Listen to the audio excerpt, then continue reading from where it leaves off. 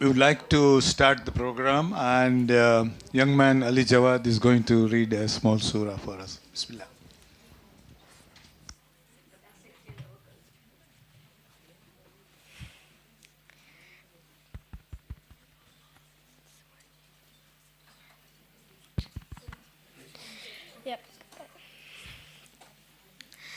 أعوذ بالله من الشيطان الرجيم. بسم الله الرحمن الرحيم.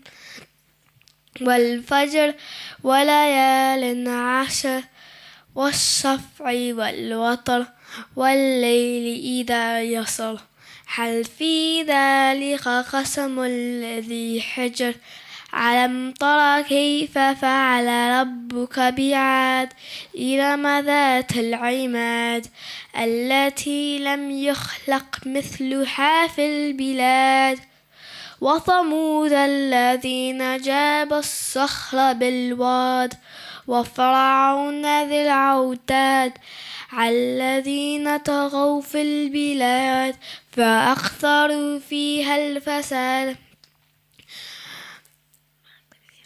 فصب عليهم ربك صوت عذاب إن ربك لبالمرصاد فأما الإنسان إذا ما ابتلاه ربه فأكرمه ونعمه فيقول ربي أكرمن وأما إذا ما ابتلاه فقدر عليه رزقه فيقول ربي أهانن كلا بل لا تكرمون اليتيم ولا تحضون على طعام المسكين تأكلون التراث أكلا لما وتحبون المال حبا جما كلا إذا دكت الأرض دكا دكا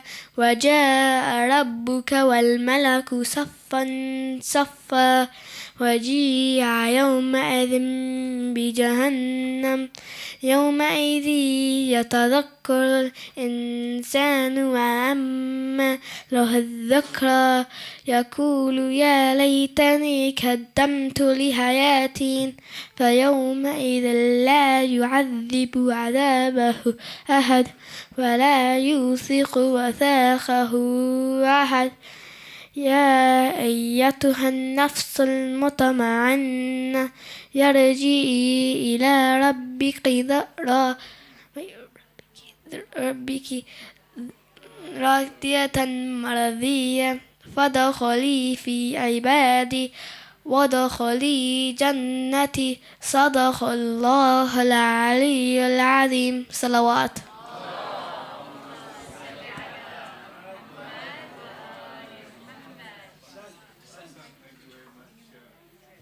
Thank you very much, Ali Jawad.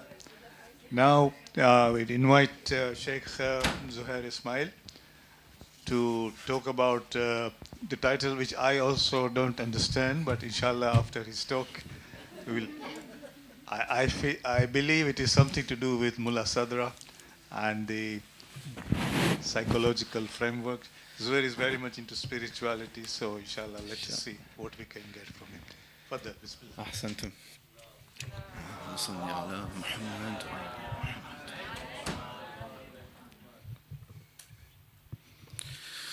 أعوذ بالله من الشيطان الرجيم. بسم الله الرحمن الرحيم. السلام عليك يا أبا عبد الله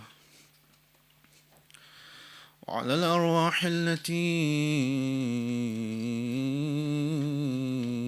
حلت بفنائك عليك مني جميعا سلام الله أبدا ما بقيت وبقي الليل والنهار ولا جعله الله آخر العهد مني لزيارتكم. السلام على الحسين وعلى علي بن الحسين وعلى أولاد الحسين وعلى أصحاب الحسين. صلاة على محمد وآل محمد. اللهم صل على محمد وآل محمد.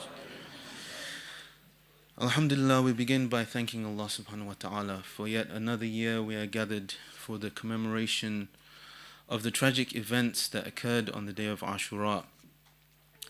And I'd like to begin by thanking Sikkim for inviting me for the third year in a row, and I'm hoping that the lectures that I give this year are going to build on the last two Muharrams. A couple of years ago I started to talk about spiritual intelligence and spoke about how when we improve our intellect according to our scriptural sources, we start to move towards an Islamic personality. And then last year I spoke about Ashura between memory and history.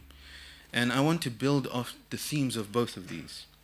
On the one hand, we are going to have an intellectual discussion, hopefully a deep one, on a Sadrian framework. A Sadrian framework is a framework based on the thoughts of Mulla Sadra, who was an important philosopher in the Safavid period and has had a great effect on the Islamic intellectual tradition until today with his transcendental philosophy. And specifically, I want to apply it to psychology and mental health, because as we know, mental health in the postmodern world has become one of the most important issues that we have to deal with. And it is important for us as people who hail from the Shi'i tradition to have an idea of what our tradition has to offer to this conversation. Conversation at the moment is a conversation that is on a secular level, on a level that affects the whole of society. So what do we have to contribute towards this discussion? So that, if you like, is the intellectual part that will build off what we were talking about in terms of creating an Islamic personality. But the second part of any Muharram lecture is the Museebah, the time where we remember the events, the time where we try and emotionally connect to the events. And I think this community, when we started to move into the English language, we knew that that was the right direction. At the end of the day, us as youth in this community, we could not understand many of the sentiments even that were in another language. And I think we need to come full circle, where now we are able to hear authentic narrations from the pulpit and actually start to connect to them emotionally. So what I want to do in the second part of the lecture, which is the Museebah part, is I want to try and bring this comfort zone now, where you know what you're going to hear from the member that you hear from is something that is authentic, because we spoke about it last year. But then also to infuse that with an aspect of memory, to infuse that with a method that would be suitable culturally for where we live at the moment. So these are the two things that I want to do during this time. But before I start, like I did last year when we started to talk about Ashura between history and memory, I asked an important question. When we were looking at those lectures, the first question I asked is that should we really be looking for a more authentic version of the events of Karbala? And while we were talking about that, I mentioned that the narrations, when we come onto the narrations for how the Ahlul Bayt have asked us to remember this event, they are primarily to do with an emotional connection. Intellect is not really a factor. You don't find hadith that say, try and understand the events of Karbala, or try and get a clear picture of what happened at the events of Karbala. Rather, we have quite the opposite. We don't have a clear account from the Imams themselves. There are two things that they emphasized. Number one, crying, and number two, visitation, to visit Imam al-Hussein, to make ziyarah of Imam al-Hussein. So now, when we sit here and have Muharram lectures on a Sadrian psychological framework, Right? The question that should come to all of our minds is this how we're supposed to be commemorating Ashura? Are we supposed to draw lessons? Are we supposed to look at frameworks and see how they fit in and use Ashura as a case study? And what you will find is that throughout the majority of the Shi'i tradition, we have not done that. The Shi'i tradition generally has understood the connection with the events of Karbala to be something that is purely emotional. You're not supposed to draw a lesson from the events of Karbala. Now, when I'm saying this, I can already see puzzled looks on people's face. What do you mean we're not supposed to draw lesson from the events of Karbala? The reason this was the thought was because they felt that what happened to Imam al-Hussein was a specific circumstance. It is not a circumstance for our day-to-day lives. Imam al-Hussein alayhi salam knew that he was marching towards his death. He knew that he was reviving Islam. He knew he was supposed to be sacrificed on the plains of Karbala. So with that knowledge affected the way that he carried himself, the way that he moved forward. If we were to apply that to our own situation, we would not be allowed to do that. You cannot just march towards your certain death. Yeah? You have to, at each and every stage, make a conscious decision to avoid death. You can't march into your death. And it is only with the revisitation of this presupposition about the event of Ashura that it was just a march to a divine decree.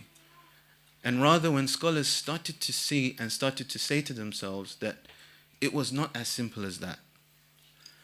Each and every movement of the Imam was an intellectual movement.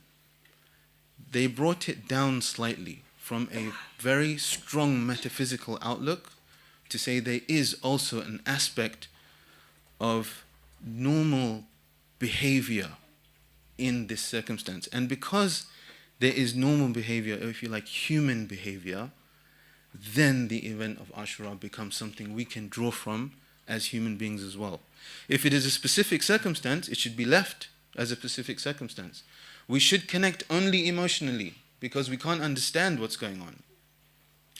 But on the other hand, if we can understand what's going on, then we have a new vista with which to connect. And when we say connect to something purely emotionally, that goes against our grain. If we think in our day-to-day lives, what do we interact with purely emotionally? What situation do we look at and say that is the right situation to put your intellect to one side and to act with pure emotion? We don't do that. And because we're not wired that way, we can't do that anymore. We have to go through a process of understanding.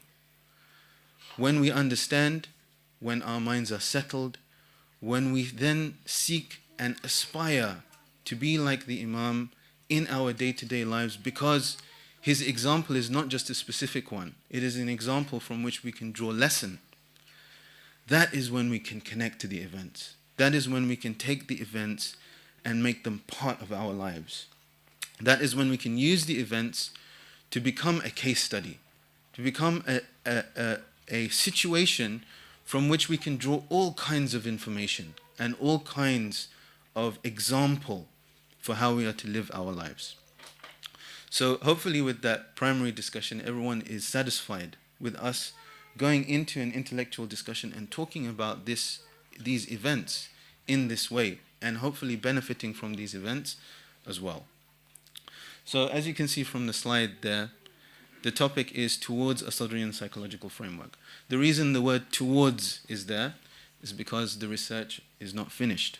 This is a very new area of discussion. Sadrian, like I expressed, relates to Mulla Sadra, who was a very important philosopher. We will look at some of his ideas. And of course, psychological framework indicates what it says there. A way to understand the psyche. When we look at the different problems that we face in the modern world. Because if we take the issue of mental health, we have all come across the issue of mental health at some stage. Either it is through social media, or it is through lectures, or it is simply at the workplace. Mental health is something that is everywhere. So, with the recognition of the importance of mental health, what has also come along with that is the recognition of a cultural sensitivity as it pertains to mental health. People want solutions, but they don't want foreign solutions.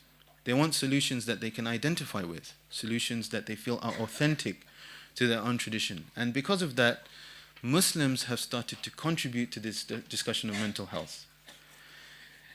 In a broad sense, it is called Islamic Psychology, or IP. There are many other words for it as well, Muslim mental health, and other things like that.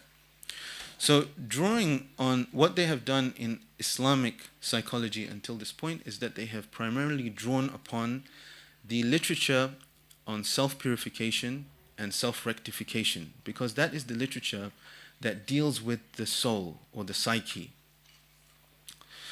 So when we look at their contributions, which we will in a minute, what we will see is that primarily they have drawn on Al-Ghazali. And I know you've just had some very interesting in-depth lectures on Al-Ghazali. But before we go into our discussion from a Sadrian perspective, we should, of course, take a first look at our scriptural sources to see what our scriptural sources have to say. This is a key verse, and in fact, if we were going to start the discussion, we don't necessarily need to look beyond this verse to see the importance of understanding mental health. Allah subhanahu wa ta'ala in the Holy Qur'an says in Surah Al-Hashr, ayah number 19, وَلَا تَكُونُوا كَالَّذِينَ نَسُوا اللَّهَ فَأَنْسَاهُمْ أَنفُسَهُمْ أُولَٰئِكَ هُمُ الْفَاسِقُونَ. And you can see the translation there. And do not be like those who forgot Allah, so He made them forget themselves. Those are the defiantly disobedient. So, starting from this verse, what we can see very clearly, and it has been expressed many times, is the connection between the remembrance of Allah and the understanding of this thing that we will call a self, an identity, a being, a reality. And of course, there are other plentiful reports as well that emphasize upon this link, that when you know yourself, you know your Lord. The key term, of course, is the nafs. فَأَنْسَاهُمْ أَنفُسَهُمْ, made them forget themselves. When you look at the word forget as well, you can only forget something that you knew. You cannot forget something that you didn't know about. Okay? So I can forget my keys, but I cannot forget keys that I don't own or keys that I don't have. Yeah? I can forget my lessons that I've learnt, right? But I can't forget somebody else's lessons because they were never in my mind in the first place. You can only forget something that you have already known. Otherwise, we call it ignorance. Yeah? You are ignorant of something that you just don't know. Yeah? You can be ignorant, as you've heard in many times, either in a simple way, you simply don't know, or you can be ignorant where you think you know and you still don't know. So now, what is it that people have forgotten when they forget Allah? What does it mean? The person that forgets Allah has forgotten themselves. What have they forgotten? Well, when we look at the reality of the universe, we understand that Allah subhanahu wa ta'ala is the unlimited source of every single perfection. There is nothing that emanates from ourselves. We do not have power from ourselves. We do not have life from ourselves. We do not have knowledge from ourselves. All of these attributes of perfection, they originate somewhere other than us. They originate in a perfect source, which is Allah subhanahu wa ta'ala.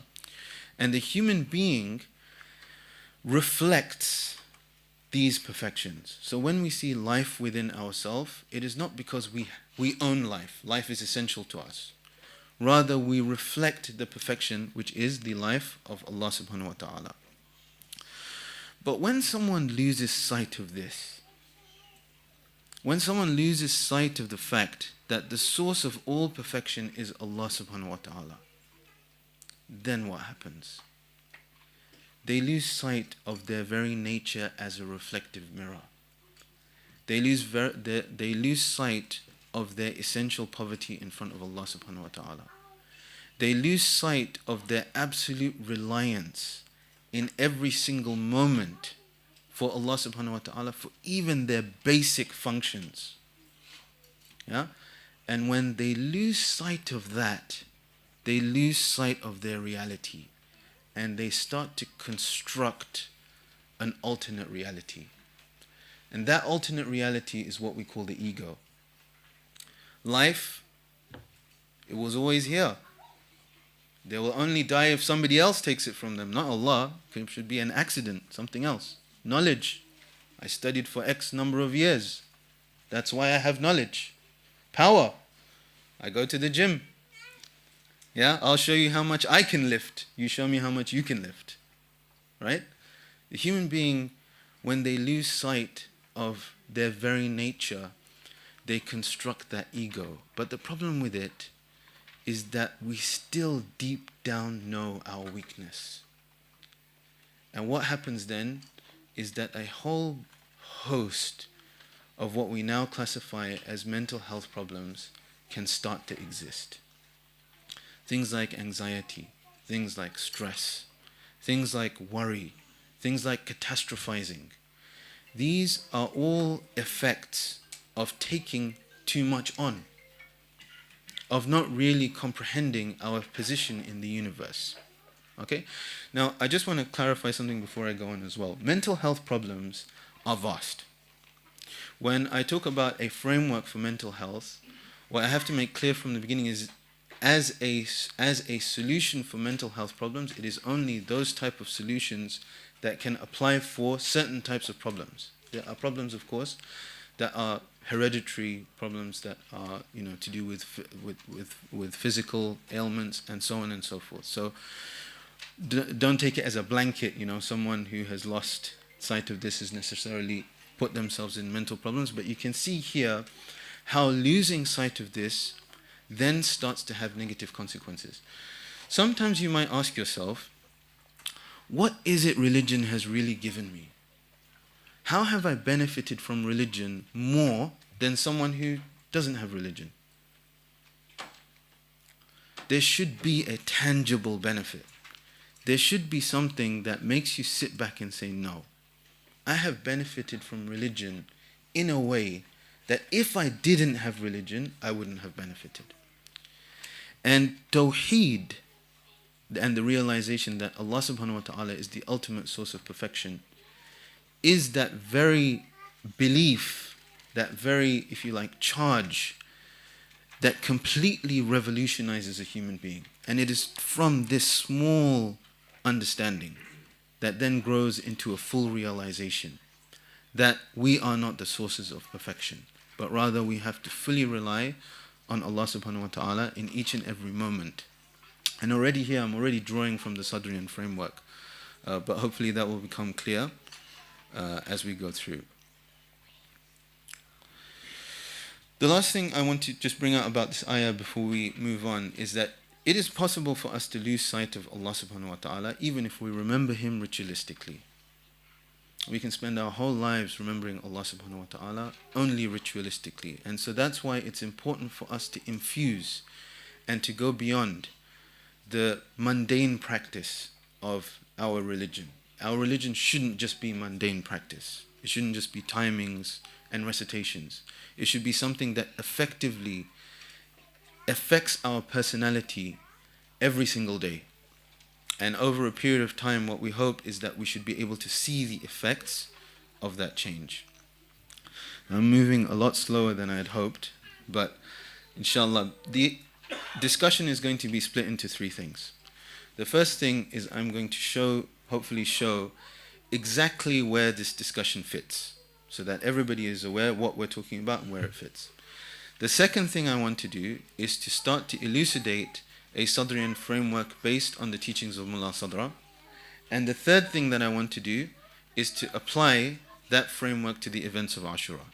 So what I've planned to do is each one in each lecture.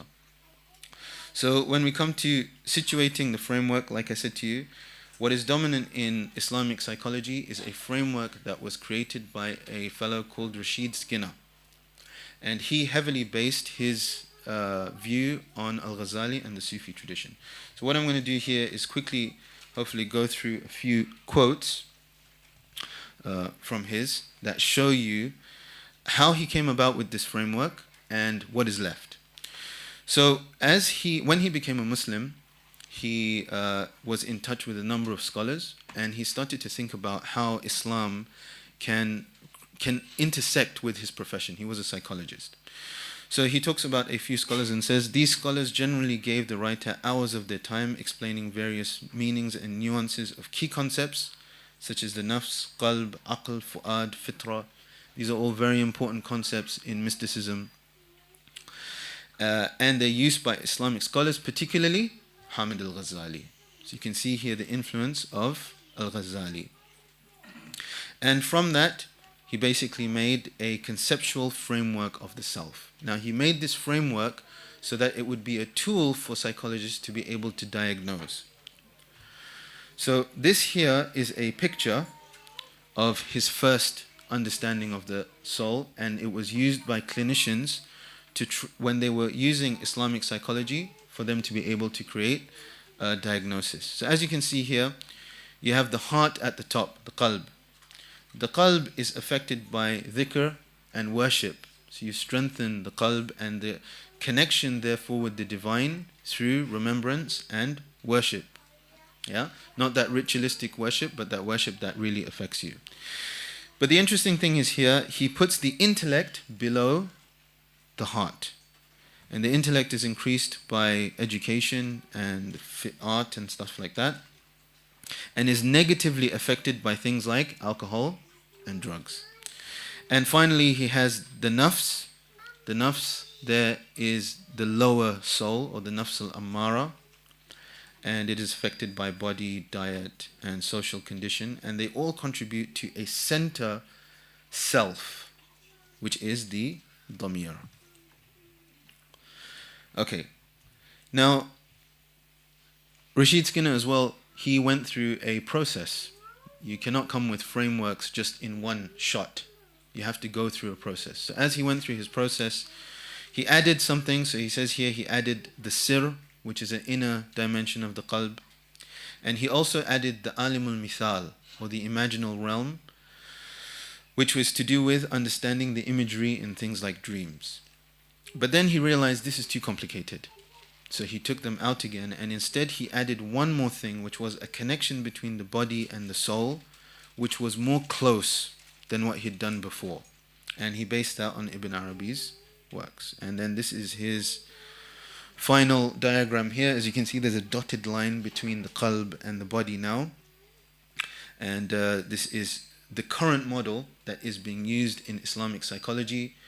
When an Islamic psychologist, qualified Islamic psychologist, goes and diagnoses, this is the model that they are using.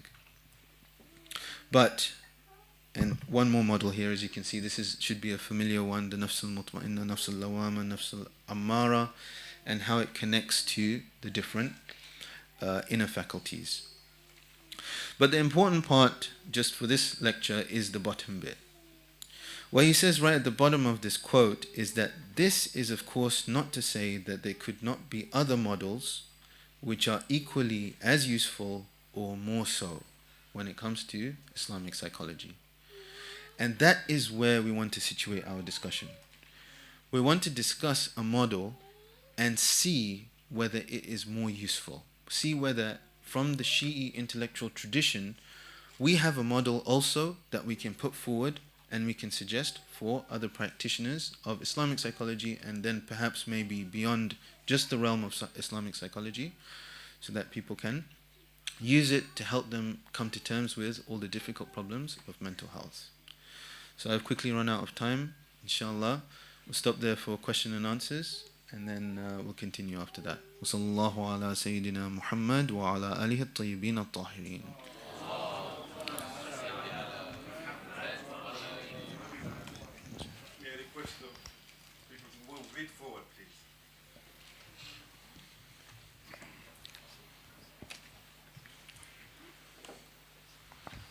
Thank you very much, Zoheir. We now have some time for some questions and answers. Are there any questions on either side? Assalamu alaikum. Alaikum salam. Thank you so much for this timely talk. So in terms of the development of Islamic psychology, earlier kind of models based their models on secular frameworks but kind of inputted Islamic theories into them. I know more recently people are trying to base, I think this model is one that's purely from an Islamic point of view. I'm sure you will probably discuss this more in further lectures, but from your point of view, is there overlap between the Shi'i or the Sadrian psychological framework and the kind of secular, for example, biopsychosocial framework that we use? Yeah, thank you very much. A very good question. As it pertains to Islamic psychology, and especially this diagram that I showed up there, and that whole movement has positioned themselves as being an alternate framework, something that is different. And they actually see secular psychology as something that is colonialist, something that is, has an agenda, and so on and so forth. But I think now, as we move on to the discussion of a Shi'i framework, which is, at the moment, it's not there. It's a discussion at the moment to move forward. I think what is important is that when we look at Sadra as well, what we'll see is that connection between body and soul is such that part of psychology it can be empirically verified. It is not all to do with the soul and other kind of, if you like, cryptic terminology. Yeah, there is physical effects that can be measured in an empirical way, and I think as we think about positioning a Shi'i contribution, it should marry these two things together. So I'd say definitely there is a space. Mulla Sadra himself, even when he starts talking about the soul in his Asfar, he says there is a part of this discussion that is to do with science. So leave the science bit to the scientists, and I'll discuss the philosophical aspects. Does that answer your question? Any other questions? Yeah, I just wanted to ask one question. That's fine. So my question here is about the differentiation between when we talk about fitra, then qalb, then aql. So there is a very fine line between when we talk about fitra. For example, you said you could not forget something unless you knew. So when we talk about atheists, for example, could you just explain some distinguish between qalb and aql, and whether knowledge, because it says لا تعمل أبصار ولكن تعمل قلوب التي في الصدور. Thank you. Yeah.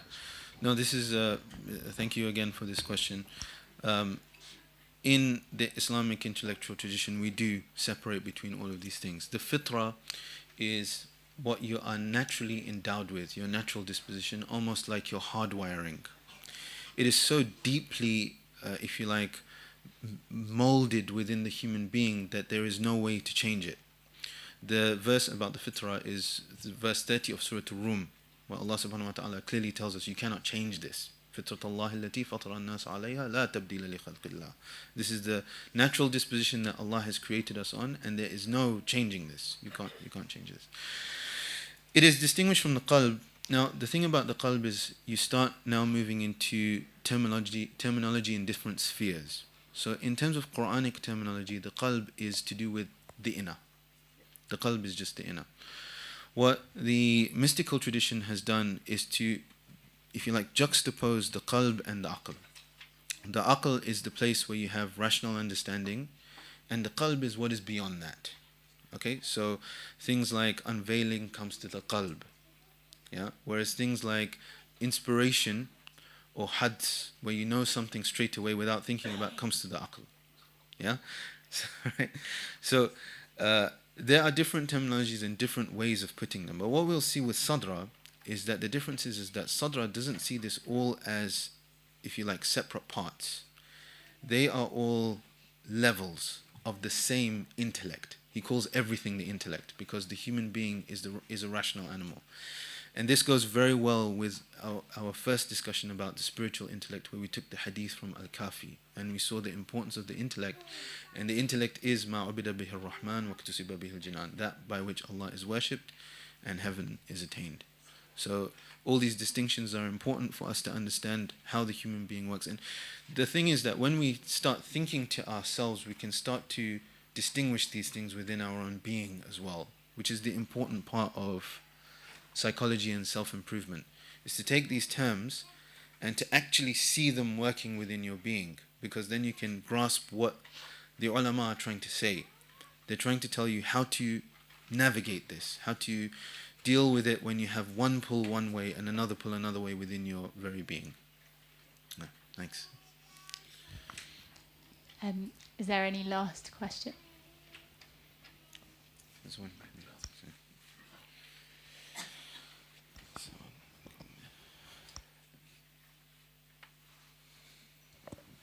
Thanks very much, Sheikh Zoheir. So what is al-nafs, and how many do I have? Do I have one or do I have several? Thanks very much. Yeah, okay. So an-nafs has been used in two ways. The nafs has been used to mean a faculty that controls your animation, that you're animate. Yeah, it controls those functions of your body that are unconscious. Yeah, so you like your heartbeat, the blood pumping around your body, and so on and so forth. This is primarily how Aristotle used the nafs. Then the nafs also applies to everything else that is not physical. So another way of looking at it is everything that's not physical. So you have your body and you have your nafs. Now the other way it's used is this nafs al-lawama, nafs al-ammara, and nafs al-mutma'inna. And these are talking about states of that inner being. So sometimes your inner being is telling you to do something that is wrong. Yeah? Sometimes it's almost intuitive to do that thing that is wrong. Okay? And then you have this other aspect that's fighting you. Yeah? So someone comes in front of you and cuts you off at the traffic light. Your nafs al-ammara says what? Even if you don't have a baseball bat, get a baseball bat, because you're going to need it right now to sort this guy out. Yeah? But your nafs al-lawama says, no, don't do that. It's an overreaction. Yeah, he cut you up. Maybe he had a reason. Maybe he didn't know where he was going. Whatever. So on and so forth. Okay? And these two fight with each other until they reach the stage of nafs al-mutma'inna. Nafs al-mutma'inna is a soul that is at rest. And it's at rest when the house is not fighting. Yeah, when there's no arguments. That's when it is at rest. And then some others have put other levels above that as well. But the point is that that is a discussion about the states of the soul. They're not different souls. They're the states of the soul. And again, if you take this terminology and then just think about it in your day-to-day life, you will see that it's normal to have this fight between the nafs al-ammara and the nafs al-lawama. Yeah, thanks very much. Inshallah. Thank you so much. We'll end the question and answer for tonight. Can we have a salawat?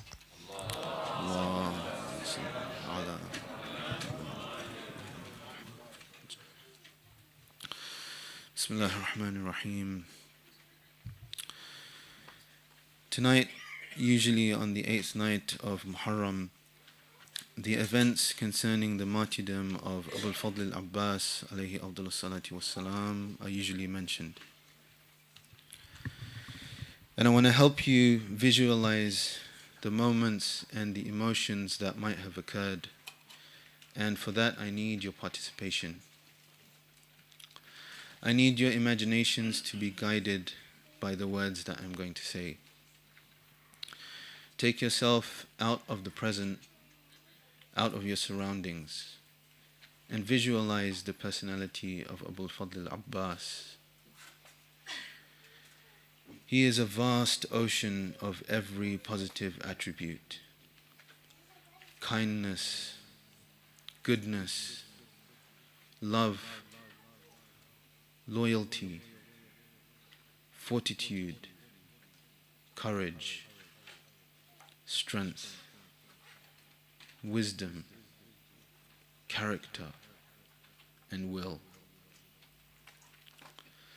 See yourself as a tiny drop in that ocean of all that is good. He was someone that an Imam relied on. Just reflect on that for a moment.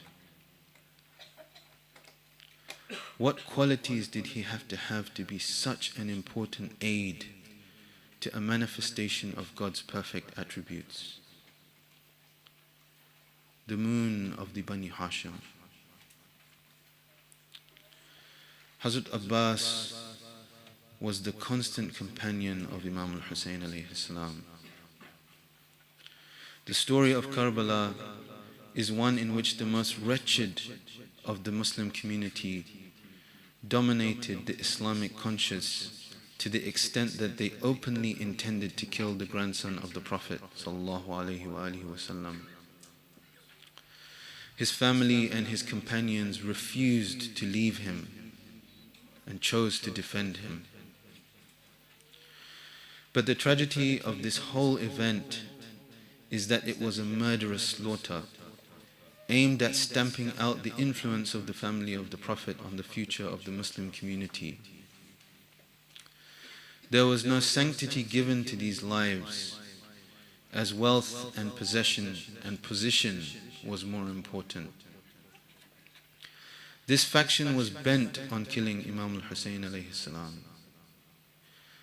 But personalities like Hazrat Abbas, who understood the value of Imam al-Hussein, would never allow such a thing without taking a stand. On the night of Ashura, when Imam al-Hussein alayhi salam suggested to his companions that they should depart from Karbala and leave him alone, Abu al-Fadl Abbas was the first to declare his loyalty and his readiness to sacrifice, with words which resounded with love, faith and selflessness. Hazrat Abbas was the constant companion of Imam al-Hussein throughout his movement. On the day of Ashura, the strategy was a defensive one. It was aimed at defending the Imam in an impossible battle against a larger army.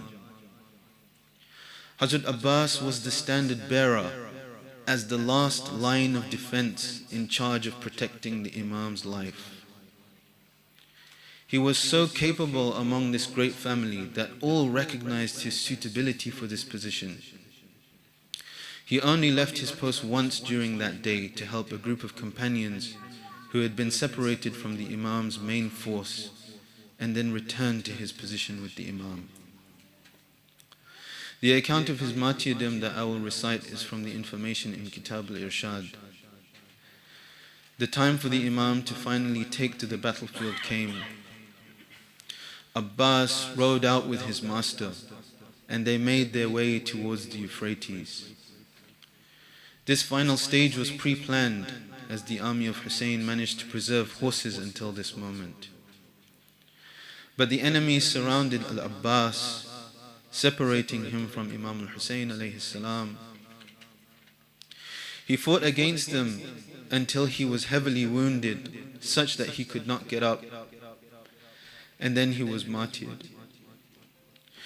The tragedy of the death of Abu al-Fadl Abbas alayhi afdalus salati wassalam is that it signaled the imminent martyrdom of Imam al-Hussein. After Abu al-Fadl Abbas, there was nobody else to help Imam al-Hussein. He was the final depletion of the gallant heart of all who stood to protect the Imam. He was the last hope of the companions who had laid their lives down. He was the last hope of the family of Imam al-Hussein who watched on. The final breath and the final hope of every Muslim who feels love and compassion for the Prophet and his family throughout the passage of time.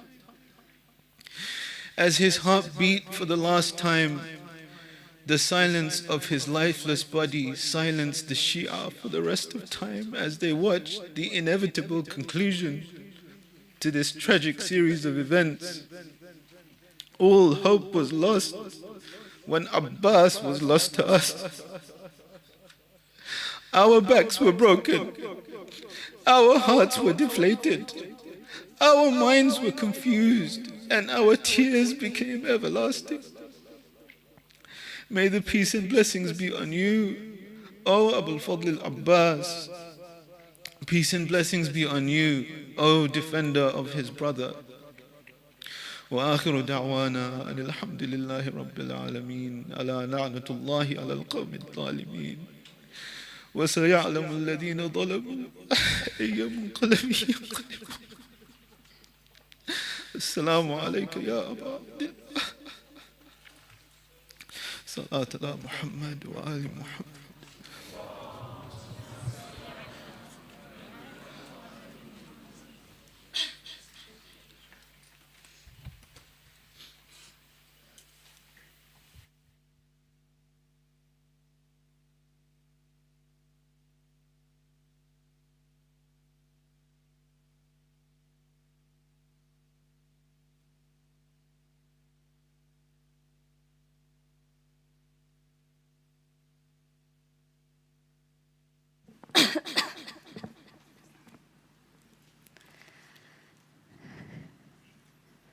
The desert is so quiet, there's a deathly calm. The night is so dark, don't be scared, Ashura.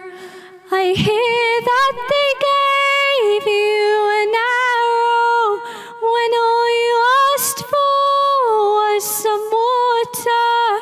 Oh my Ashura, you were bathed in blood. Oh my Ashura, you were bathed in blood. The night is so dark, don't be scared, Ashura. The desert is so quiet, there's a deathly calm. The night is so dark, don't be scared, Ashura. I only want to ask one question to the waters of River Furat. Couldn't you spare some water for my son? Couldn't you spare some water for my son? The night is so dark, don't be scared, Ashura. The desert is so quiet, there's a deathly calm. The night is so dark, don't be scared, Ashura. Come, let me change your blood-soaked clothes. Let me cradle you in my arms. What did they do to my mujahid? What did they do to my mujahid? The night is so dark, don't be scared, Ashura. The desert is so quiet, there's a deathly calm.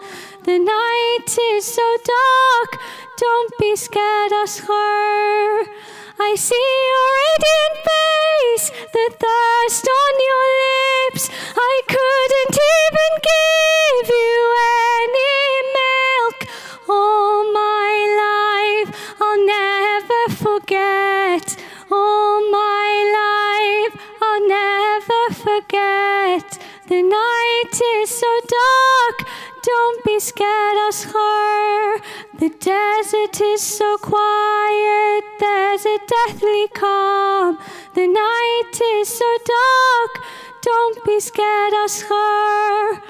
Oh Muslims, when you see infants being killed and denied water, remember my Ashura, go to their aid. Remember my Ashura, go to their aid. The night is so dark, don't be scared, Ashura. The desert is so quiet, there's a deathly calm. The night is so dark, don't be scared, Ashura. Salawat.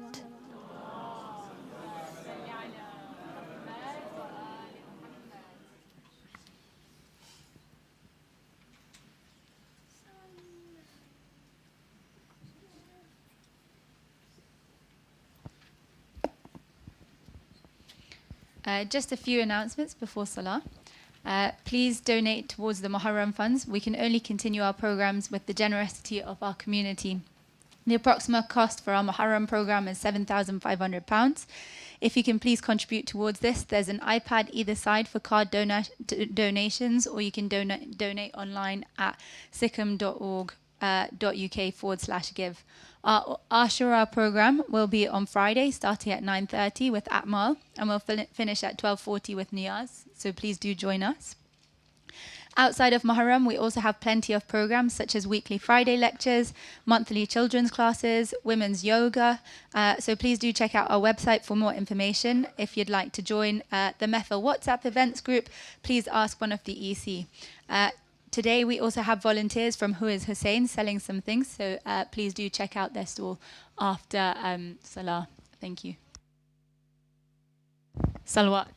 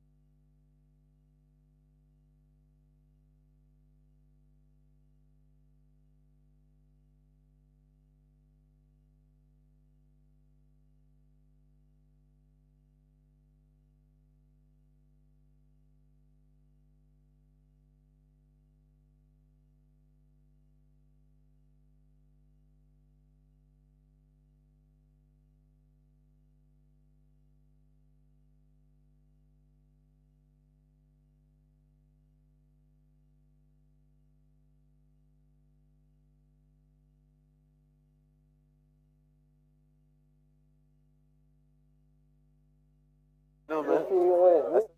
In the back.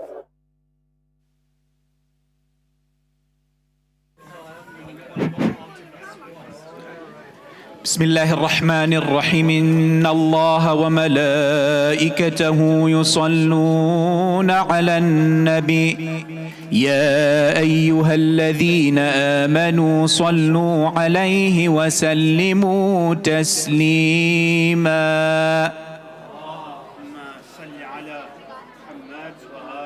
الله أكبر الله أكبر الله أكبر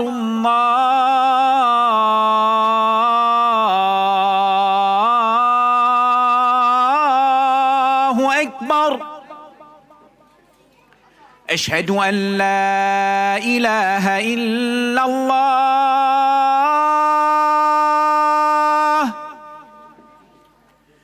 أشهد أن لا إله إلا الله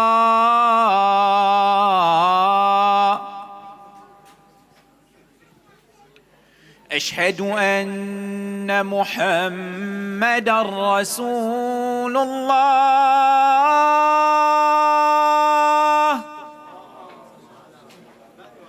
أشهد أن محمدا رسول الله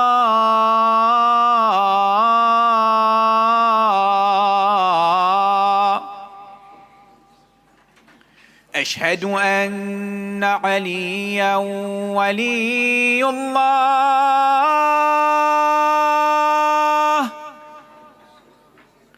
أشهد أن عليا ولي الله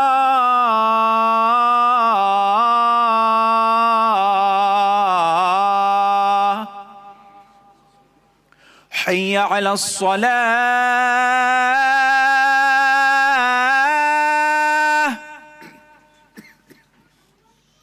حي على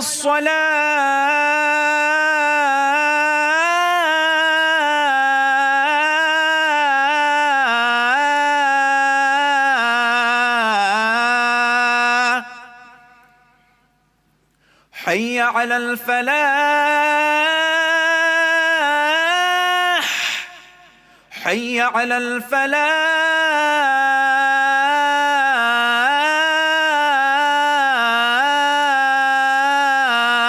الفلاح حي على خير العمل حي على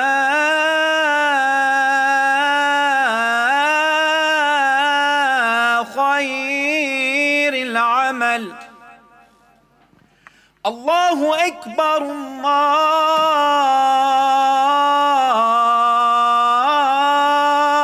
الله أكبر لا إله إلا الله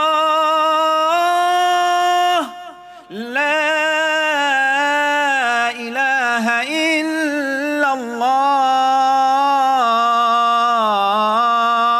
وصل اللهم على سيدنا ونبينا محمد وآله الطيبين الطاهرين